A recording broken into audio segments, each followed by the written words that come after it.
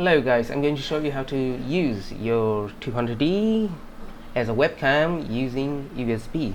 So without further ado, let's jump into it. So first of all, you have to go to Google and search for EOS Webcam, which is a new software made by EOS, which means Canon, and go to that site and select your Canon camera, which is 200D of course, and then once you do that, go to your EOS webcam and then download the file. Now once the file is downloaded, double click on it and you'll find the setup. Double click on the setup and just install as always. Once you do that, you have to restart your PC. Okay, so while our PC is being restarted, let's grab our camera. So after we do that, we're going to select the movie option or the video recording option. Once you do that, just plug in your camera to your computer using a USB.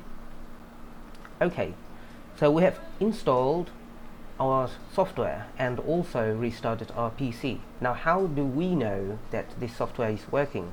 Well, to test that out, we're going to open up OBS, where we can actually use our cam.